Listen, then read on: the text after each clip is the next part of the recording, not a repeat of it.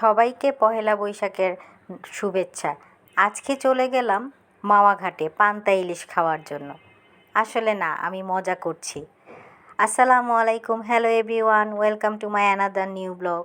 আজকে আসলে আমার ফুপু শাশুড়ির বাসায় দাওয়াত ছিল, তো দুপুরবেলা আমরা ওইখানে খেয়ে দিয়ে আমরা চিন্তা করলাম কাছাকাছি যেহেতু পদ্মা সেতুটা দেখা হয় নাই, মুরব্বিরাও আছে সাথে, আমার চাচা শ্বশুররা, আমার শ্বশুর, চাচি শাশুড়িরা, তারপর আমার দেবর সবাই ছিল। তো আজকে ভাবলাম গাড়ি নিয়ে এসেছি তো সবাই আজকে মাওয়া ঘাটে চলে যাই পান্তা ইলিশ খাওয়ার জন্য না, আসলে ঘোরার জন্য। পদ্মা সেতুটা সবাই দেখবে বলছে। তো এই ট্রলার দিয়ে নাকি ওই পদ্মা সেতুর ওই মাথায় যায় আবার নিয়ে আসে। তো আমরা একটা ট্রলারে আমাদের হয়ে গেল। ট্রলারওয়ালারা বলছিল যে না, 20 জনের বেশি নেওয়া যাবে না। আসলে ওনাদের এটা একটা ব্যবসা, 20 জনের বেশিও ওনারা সবসময় নিয়ে থাকে। আজকে ওনাদের পয়লা বৈশাখ, তাই ওরা চাচ্ছিল যে একটু বড় একটা করবে, সেজন্য আমাদের কাছ থেকে অনেক টাকা চাইলো। তো আমরা ভাবছিলাম যে যাব না, তারপর সবার মন খারাপ, তারপর কি আর করার। তারপর ট্রলারওয়ালা বলল আচ্ছা চলেন। তারপর আমরা তো 20 জনের অনেক বেশি ছিলাম মানুষ, তো আমাদের বড় একটা ট্রলারে আমাদের সবারই হয়ে গেল।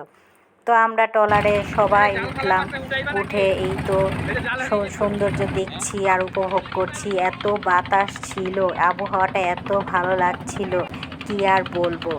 সন্ধ্যা হয়ে গিয়েছিল, আমরা আসলে দেরি করে ফেলেছি। আমরা যদি একটু তাড়াতাড়ি বের হতাম তাহলে বিকেলবেলার এই সৌন্দর্যটা আরও বেশি ভালো লাগতো। তো যাই হোক, সন্ধ্যার দিকে যখন সন্ধ্যা ঘনিয়ে আসলো, রাত একটু হলো, তখন লাইটগুলো সব জ্বলে গেল পদ্মা সেতুতে। তো ভালোই লাগলো, রাত্রের বেলাও ভালো লাগছে আসলে। এত সুন্দর আবহাওয়া, এত মানে কি আর বলবো, ঠান্ডা একটা বাতাস, অনেক ভালো লাগছিল। আমরা যখন এই মাওয়া ঘাটে আসি তখন বৈশাখী মেলা হচ্ছিল। তো এই মেলাতে আমরা তো আর আমাদের তো সময়ই নাই বেশি, আমাদের বাসায় যেতে হবে, রাতও হয়ে গিয়েছে। তো এখানে বেশিক্ষণ আর থাকি নাই।